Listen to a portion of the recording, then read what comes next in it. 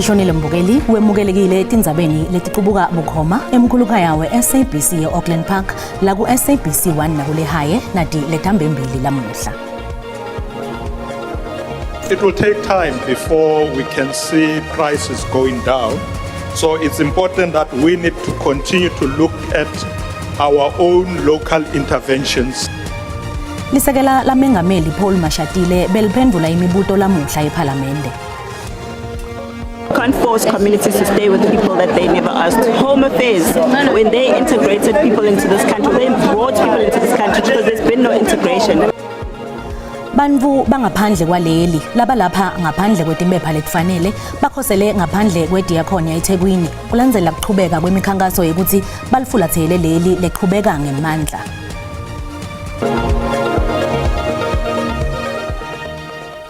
Lisekela la mengameli Paul Mashatile beliphendula imibuto lamuhla ePhalamende. Ludzaba loluhambe embili, ludzaba lwekwenyuka kwenzengo yemafutha etimoto netaba letentiwa nguhulumende kucatulula lolu dzaba.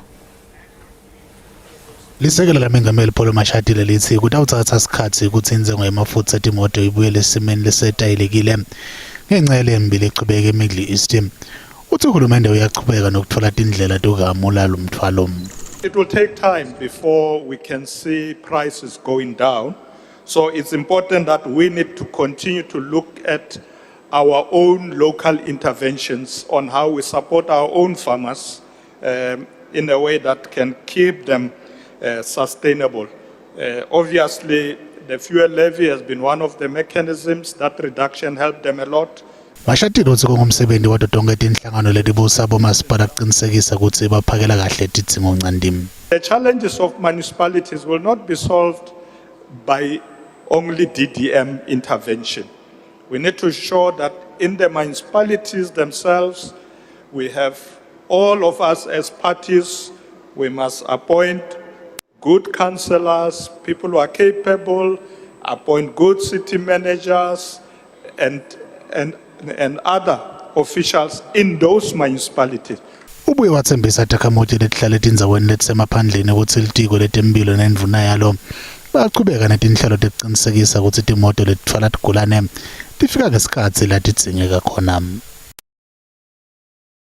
Asesibuke ukuthi kwendekane ePhalamende mayelana nekubunjwa kwelibandla lelitawubuka ukuthi vele kumele yini mengameli Cyril Ramaphosa atiphendvulele ngephalaphala bese kucala luhlelo lwekumgudluta esikhundleni sekwengamela leli. And I don't find that in all of this. For instance, one question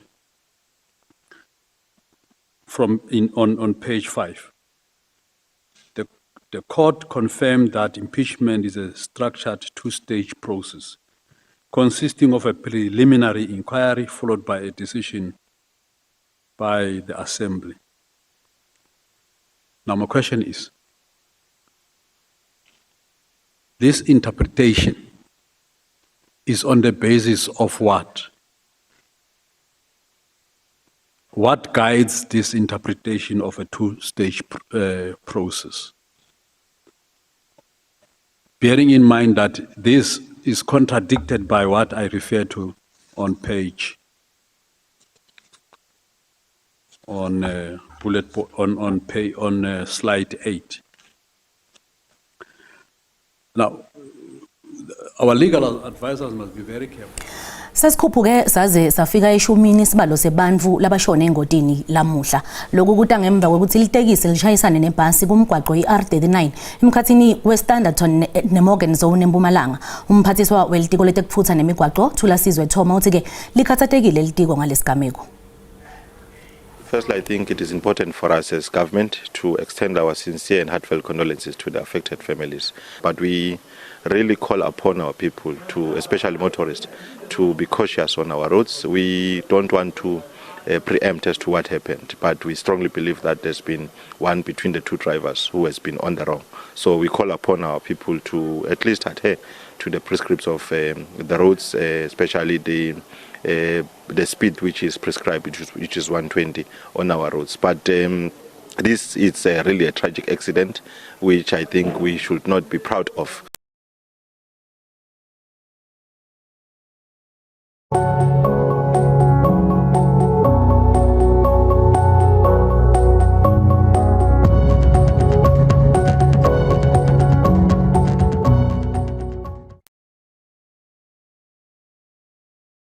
Sekuphele emaviki lamathathu kumisiwe kufunza nekufundisa etikoleni tasesifundeni saseNtshonalanga Kapa. Letikolwa tivalwe ngenxa yetikhukhula letihlasele lesifundza. Titawuchubeka nekuvala letikolo betivalwe lesimo kudzimate kuphelele liviki. Letikolo temfundvo kulesifundza letsi linelihlelo lekucinisekisa kutsi bafundzi labashiyekile bayasitakala. We also have about 60 schools that have reported damage requiring assistance from the department, and these are currently being assessed for repairs. These schools have, however, made arrangements to be open. Thank you to the officials, school staff, teachers and parents and the emergency services who are working to ensure that schooling can return to normal as soon as possible. We've got to fix roads, we've got to fix bridges, we've got contractors on site. That has a consequence because perhaps a maintenance program has had to be stopped now. Perhaps another road that we were going to redo this year is going to be pushed to next year. Kushone bantfu lebalishumi nakunye ngaletikukhula kwaphindze kwatsikameteka labangetulu kwa 100,000. Kanzike kutse madvute sidabe sempumalanga nakhona sibuka simo selitulu lesimoshi letindzawo letifana nabo msholozi kanzi kulapho ke sidabe sikhuluma khona nenzathele tindzaba te-SABC Michael Mdluli. Kuchubekela embili ngaletiphathelene nekushintsha kwesimo selitulu lokushiya umonakalo kuleli sikhulumisana naye Michael Mdluli lo inzatheli ye-SABC letinde embombela. Ucubuka bukhoma emsholozi lapho ke tikhukhula letimbe ekuqaleni kwalomnyaka tashiya temukise umuntu lomsikati. Michael asixolise ngaloko mbukeli kwangazuthi akasingatholakala emoyeni ke pastor uphinze sibuye kuye. Saitsheni Faningosi losamisiwe emsebentini sewunebameli labasha labatamfakela sicelo sebhayili evikini lelitako mhla tinge-26 Ngosi uvele kafishane enkantolo yamanje ePitoli lapho khona i-NPA icele ukuthi ke kuhlehliswe lelicala.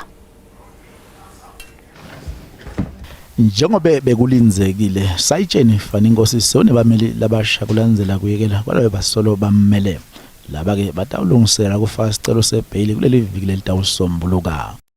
Not give us the instruction to proceed with the appeal of the bail refusal. I-NPA ithi isalungiselela kuhlanganisa onke emacala bukenena Nkosi abenza onye. Accused has a case which he has been charged with in Venda, Thohoyandou, where he'll be appearing on the 16th of July. It is the state's intention to apply for centralization for that matter in Thohoyandou to be joined to the one here in Pretoria. Emacala lamabili labukenena Nkosi afaka ekhatsi kubeka kabi sibhamu kubeka kabi tinhlavu kwephula umthetho kanye nekwehlula kuvala indzawo yekubeka sibhamu manje ushiyela likhohliwe nakagceka Nkosi ngekwehlula kwethembeka esiveni ingalo lephinzi yatfola ukuthi Nkosi uyehlula kuniketa ngetizathu etiphathe ode ukuthi atfolakala njani kuye lamanye amadokethi lamene kubanjwa inkunzi lelinye besevele lifihlwe iminyaka leli10 kanzi ke ligama laNkosi laba ngonza bamlonyeni ekhomishaneni lamadlanga. Bengishilo ke mbukeli ukuthi sitawuchubekela embili nekubuka ke letiphathelene nekushintsha kwesimo selitulu lokushiya umonakalo kuleli sikhuluma na Michael Mdluli lo inzatheli ye-SABC letinde embombela ucubuka khoma emsholozi lapho ke tikhukhula letimbe ekuqaleni kwalomnyaka tashiya temukise umuntu lomsikati. Michael uphethe tiphi takamuva? Ngibonge kuwe Rebecca Sikhathi lo uniketa sona ngiphinze ngibingelele nakumbukele ekhaya. Ngingasho ukuthi silapha ngaphandle kwemahhovisi ahulumende wesifundza seMpumalanga lapho khona sitawucocisana nabo ukuthi nguphi imsebenzi lesebawendile ngemva kwanathi tikhukhula letahlasela lesifundza seMpumalanga. Utawukhumbula Rebecca ukuthi lesifundza seMpumalanga ikakhulukati kulenzayo yasehlanzeni Rebecca kwaba netikhukhula leta khihlabeta imbahla lenyenti kufaka phakathi emabhlokho imigwaqo tikolo kufaka phakathi kanye nemakhaya ebantfu indzawo lengathi lengasho ukuthi Rebecca yalinyatwa kakhulu ngetikhukhula indzawo yalapha eHlanzeni kufaka phakathi masipala waseNkomazi kufaka phakathi masipala walapha eMbombela kanye namasipala waseBushbuckridge koje kuthola kabanti ukuthi ngabe kwendeke kuyini lesebakwendile ngemva kwanathi tikhukhula sitawukhulumisana naye naye lokhulumela litiko letekubusa ngekubambisana kuhlaliswa kwabantu kanye netindzaba temakhosi kulesifundza seMpumalanga umnumzane Fred Ngobe Mnumzane Fred Ngobe ngibonga isikhathi sakho ngibone ukuthi usihloniphe ube nathi namhlanje kulenzambama namhlanje ngicela usitshele ukuthi njengahulumende wakulesifundza seMpumalanga ngemva kwanathi digameko letayendeka nobe nathi dikhula letayendeka ekucaleni kwalomnyaka kuyinkubi lesekwendiwe futhi sikuphi kulesikhathi samanje. Sibonga kakhulu isikhathi esiphiwa sona sibingelele nabalaleli emakhaya lokukhona indzaba tenhlekelele akukho lohlelako noma singathi mhlambe lesitilinzelako ukuthi ngesikhathi esisona mhlambe siyathi ukuthi tawendeka inhlekelele kodwa lesiwatiko singhulumende waseNingizimu Afrika ikakhulu seMpumalanga ukuthi ngesikhathi semasama vele inhlekelele tiyaba khona ekhathi timvula emafloods njalo ke lokukhona lokwendeka ngemva kwesinhlekelele ifike isingamele ngabo November December kuthi manje kube ngo January kulomnyaka lesikuwo lokwendeka kwase ukuthi kwendiwe ama assessments noma singathi mhlambe luqwaningo siphenye kahle ukuthi ngabe monakalo ongakanani wendiwe wonke amatiko lahlukahlukene agriculture tetindlu uhulumende wasemakhaya imigwaqo njalo ke njengoba ushilo umonakalo wadala kakhulu esifundeni sasehlanzeni kakhulu kusigodzi sasehlanzeni kodwa iMpumalanga yonke yahlukubeteka lokufaka ikhathi bokaBetuthulu bomkhondo bo Dr Moroka umonakalo mase uhlanganisa wonke wasinika imali engangabo 6 billion ekuyimali enyendi kakhulu ke ngemva kwaloko ke kwagcizelela ukuthi uhulumende wesifundza abhale umbiko awise kuhulumende lomkhulu asho ukuthi inhlekelele lendekile eMpumalanga nayi bantu labangidlula ku20 bashile emhlabeni tikolo tilimele imigwaqo emakhala ngahlabe ku2500 nawo alinyalelwe so ngiloko lokwendeka ke msakathi sithanze ukudlulisa maviki mhlambe ukududuta kulabo labalinyalelwa njalo ke kodwa ngemva kwaloko ke ubese uthatha ireport uyisa national kuhulumende lomkhulu noma kuligumbi lenhlekelele sikubitha ukuthi iNational Disaster Management Center lapho ufika usho ukuthi nawo ama reports lenginawo inhlekelele yami eMpumalanga ifike kulesigaba lesi mhlambe ngisitaka kanjani. Mnumzane Ngobe emini namhla besivakashela umphakathi walapha eMsholozi lekungilenye imiphakathi lapha kulomasipala seMbombela lobe uhlukunyetwe ngeletikukhula bakhala ngelibhlorho futhi ngesikhathi kuvakashe minister nobe mphathisa welitiko letekuhlaliswa kwabantu kulesifundza seMpumalanga kwendiwa tethembise ukuthi lo mphakathi utawusitakala futhi batawuthola libhlorho kodwa kusemanje bakhala ngokuthi libhlorho abakalitholi kanzi nalabanye lebalinyalelwa tindlo bakhala ngokuthi lusito loluvela kuhulumende lihamba kancane futhi labanye baphindze bazivetele ukuthi bayasaba nokuthi baphumele ngaphandle bakhulume mayelana nentikhalo tabo because njalo uma bakhuluma ngaletikhalo tabo bayasatshiswa njengahulumende nithini ngaletinsolo ukuthi bantu bafila no bativa kwangathi lusito loluvela kuhulumende lihamba kancane. Msakathi njengoba ngichazile indzaba yenhlekelele akusindzaba yokuthi mhlambe ungayihlela uthi uyayilinzela mhlambe noma ubeka imali engcenye ukuthi kufuna ngibeka imali lenga ngoba ngeke wathi ukuthi umonakalo abantu abangakanani lo sikushoko ukuthi imibiko yonke noma singathi mhlambe ima reports sawe sakhulumende lomkhulu wasiniketa imali enga124 million esifundzeni kwathi nemisa lekuyinhlangano noma singathi mhlambe longumtimba lobo infrastructure noma sakhonqandi komasipala wasiniketa imali engu166 kodwa waya ehlanzeni ukuze ukuthi ikhona ukuthi isite indzaba infrastructure ikakhulu kade imigwaqo lesikvetaka ukuthi uma kufuna inhlekelele icabinet ibese ithi akureprioritize ukuthi imali lesinayo ngikuphi lesingakugudluza singakwendi noma sikunciphise ukuze ukuthi sifocus kule nhlekelele so ngiloko lokwendekile lusito licalile liyendeka imigwaqo yakhe kodwa ikoloti yalungiswa njalo ke lapho singakafiki khona siyathemba ukuthi sizawufinyelela ngokuthi ema resources noma singathi mhlambe tinsita tingakanani. Sibonge kakhulu kuwe Mnumzane Ngobe nesikhathi lesiphe sona. Rebecca ngilowo mbeko lesitholayo kuhulumende wesifundza kulitiko letekuhlaliswa kwabantu ukubusa ngekubambisana kanye netindzaba temakhosi basichazela nje ukuthi ngikuphi lesebakwendiwe singasho ukuthi sibuyela kuwe Rebecca e-studio. Sibonga kakhulu kuwe Michael kanti ke bantu bangaphandle kwaleli laba lapha ngaphandle kwetimpepha letifanele bakhosele ngaphandle kwediyakhona eThekwini kulandzela kuchubeka kwemikhankaso yokuthi ke balifulathele leli leqhubeka ngemandla sabachithe busuku lobuthathu la ngobe ke basabela impilo tabo kulinzeleke ukuthi liqinisekise timpepha tabo litiko letasekhaya. Linyendi livete kukhathateka ngetingcinamba lelibukene nato kusukela kwacala lokungafunwa kwalo kuleli. Lithi alikwati kuya etikolweni emitfolamphilo nasetibhedlela. We are scared. Some people they are scared when we don't have bees. We are seeking bees here. We came here to get bees. So we can't go hospital. When we go hospital, they said you are foreign, you can't go inside. They are chasing us from the hospital. We are collating the names, and those who claim that their papers are legal. So basically, the names that are going to be taken from here, they'll be taken to the Home Affairs, where the Home Affairs will verify whether the papers is true, is it fake or not. Umholi we-March and March wendela ubito loluthi laba kuleli ngaphandle kwetimpepha letifanele babuyele emaveni abo bayolungisa tinkinga tabo khona. Can't force communities to stay with people that they never asked. Home Affairs, when they integrated people into this country, they brought people into this country because there's been no integration. We as South Africans are the ones that are scared more than foreign nationals in our own country. At least they've got an option. They can always go back to their country. What option do we as South Africans have if our entire country becomes a site where everyone from Africa can dump their people, and anytime we say something about it, we're xenophobic? Kanti-ke labasemagunyeni kulenzeleke ukuthi bangenelele kufake ekhatsi emaphoyisa nelitiko letasekhaya. Sikubutile mbukeli ukuthi uthini umbono wakho ngalokufundisana kwebantfu bakuleli nebangaphandle labakuleli ngalokungemthetho. Umbono wakho uyalandzela.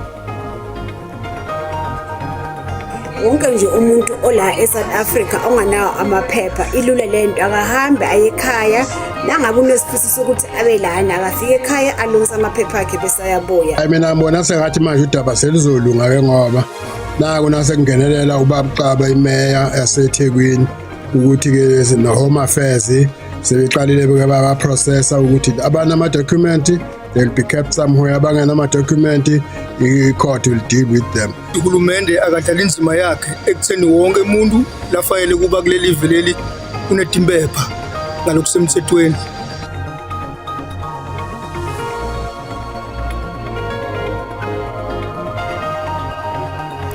Lona ngumbono wembukeli iSABC ethethe wakudiphendulela ngawo. Kuletinye nasibuya ititolo. Mengameli Cyril Ramaphosa kanye nemlingani wakhe Duma Bok baqinise ubudlelwane balamave lamabili.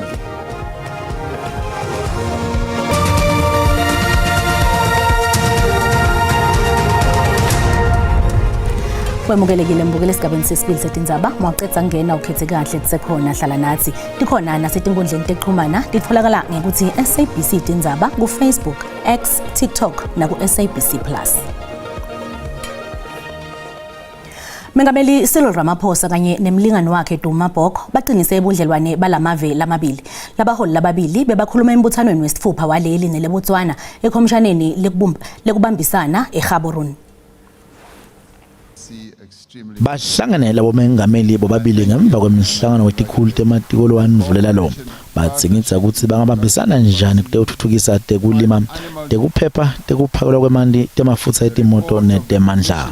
Botswana is one of the beacons of democracy in our region and indeed on our continent.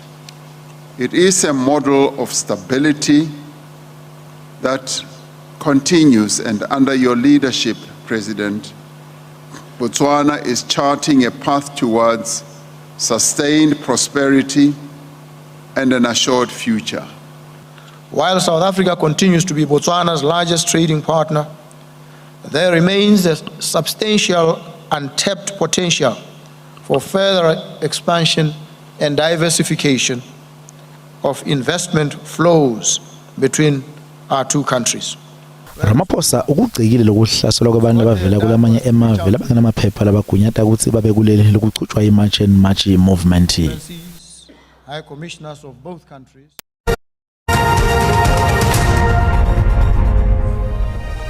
Nazivakashela timakethe tetimali sitfola ukuthi lirandi lehlile nalicathaniswa netimali takulamanye emave.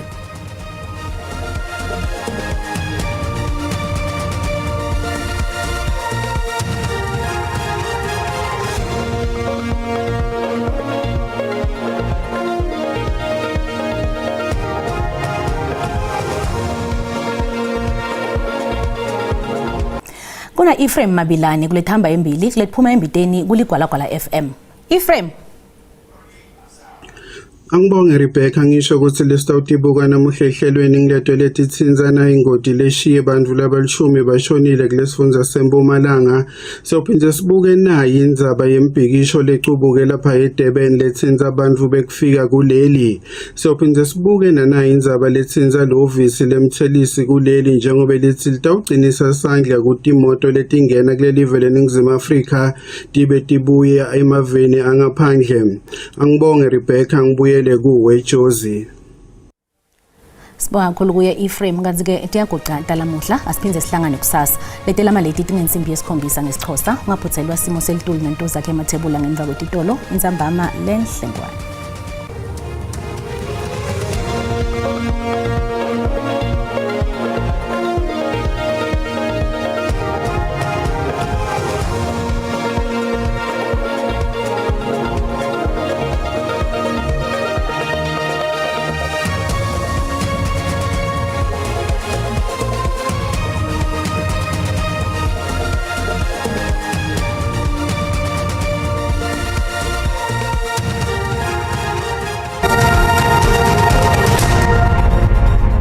Sibingelele sikwamukele kunasi isimo selitulu kusihlwa namuhla ngolelo muhle angisho ukuthi mathuba emvula amahle kakhulu mawubuka la ikakhulukazi tifundza lethelugwini nelive ngolelo muhle njengoba kuye la 60% mawubuka ingcenye esifundza la eNorthern Cape kanti ke likhombisa kumonya ngemafu mawubuka la ikakhulukazi eMpumalanga elive ngolelo muhle kanti ke naselangeni lakusasa aqhubeke njalo la umathuba emvula njengoba simile ngayike la 60% engabeni live kanti ke mawehla uyake eNtshonalanga Kapa lapha kuye la 30% liqhubeke njalo nengibunya ngemafu ikakhulukazi eMpumalanga elive kanti ke nesifundza eLimpopo ngelesinye ke lesikhombisa kuba nemvula ngolelo muhle kanti ke isixwayiso lesivela kwa South African Weather Service kusihlwa namuhla likhombisa ke kuduma kakhulu mawugudla ke ikakhulukazi enkabeni live uyonyukela ngale ke ku Uppington ikakhulukazi esifundzeni ke iNorthern Cape ngolelo muhle kanti ke uma siqhubeka sikubukela ke la emazinga kushisa kutseme njani ikakhulukazi elangeni lakusasa masibuka ke la sifundza ke iGauteng indzawo letfana ke la nabo ke buPretoria lapha ku19 mabuka ku Johannesburg lapha ku18 kanti naku Vereeniging naku Carletonville likhombisa ke kuphola kuleto indzawo leto ngolelo muhle kanti ke siqhubekela la esifundzeni iLimpopo indzawo letfana nabo Thohoyandou lapha ku22 24 Giyani wehlele kuPhalabura ku Bakersford likhombisa ke kuphola kanjalo naku Mokopane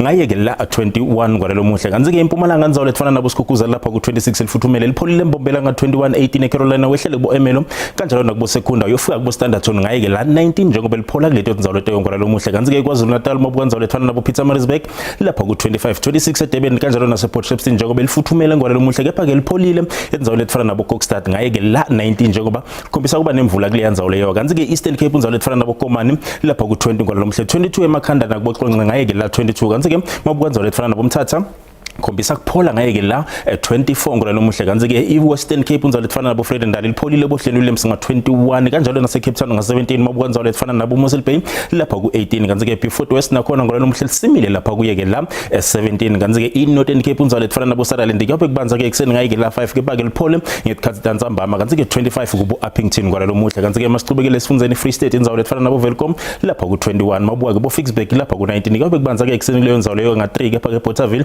lapha kuye ke la 20 ngolelo muhle kanti ke sibuka ke la sifundza iNorthwest mabuka ke la indzawo letfana nabo Tosca lapha ku22 wehlele kubo Vryburg kanjalo nakubo Tawu ngaye ke la 23 ngolelo muhle angisho ngithi kungakube ngikuphathele kona busuku abube lobuhle malangeni.